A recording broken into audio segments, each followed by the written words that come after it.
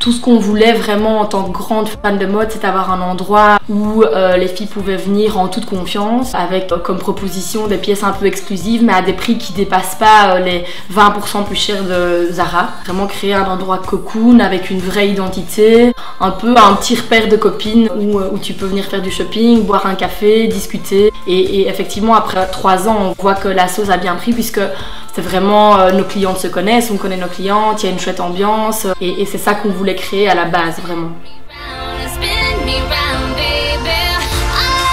On a contacté les propriétaires qui avaient des locaux en location et on a eu la chance de rencontrer vraiment une propriétaire super chouette qui a adoré notre projet, ça a tout de suite super bien fonctionné avec elle, on s'est très bien entendu et donc elle nous a fait confiance et elle nous a loué son local pour 3 jours. Allez, ça c'est plutôt au niveau du local. Après, on a été super perfectionniste comme on l'est pour notre boutique, c'est-à-dire que le local n'était pas en orange.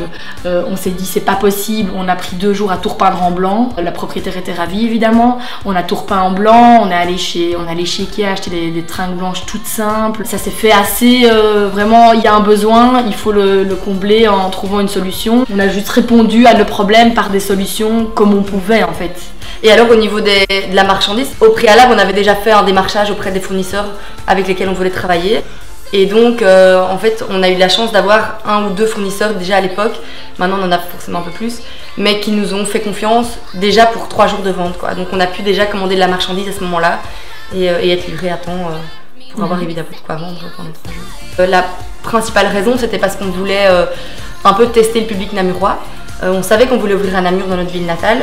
Mais par contre, le concept qu'on voulait lancer, on ne le retrouvait pas encore à Namur. Donc on amenait des nouvelles marques forcément. Et donc on s'est dit pourquoi pas, on arrivait aux périodes des fêtes, on s'est dit pourquoi pas faire un week-end de 3 jours de vente éphémère où on rencontre le public namurois, où on présente nos marques et voir un peu comment ça prend quoi. On a fait ça donc les 13, 14 et 15, si je me souviens bien, en tout cas dans ces eaux-là, décembre 2014, donc quelques semaines avant les fêtes. Et ça a été un réel succès. On avait juste fait un événement Facebook, on s'y est pris vraiment à la dernière minute, je pense qu'on a organisé ça en 1 mois de temps chrono. Et du coup on s'est dit après ça, c'est bon, enfin on a vraiment créé une espèce déjà de communauté à l'époque pour vraiment relancer à la fin du week-end sur notre page Mama is Cool, la page Facebook, qui était notre boutique permanente qui allait ouvrir 3 mois plus tard. Depuis maintenant 6 mois, le projet e-shop est vraiment devenu un projet à part entière à côté de la boutique. Donc c'est vraiment 2 projets séparés. Forcément, ça a des liens, ça reste Mama is Cool, mais c'est quand même 2 gestions différentes. Ça marche bien, on est contente. C'est un début, on a plein de projets sur le long terme, mais c'est vraiment un premier tremplin déjà bien abouti. Avant de lancer son projet, moi je dirais c'est croire en soi et s'écouter, se fermer un petit peu aux commentaires négatifs des autres, ça c'est vraiment le départ quoi.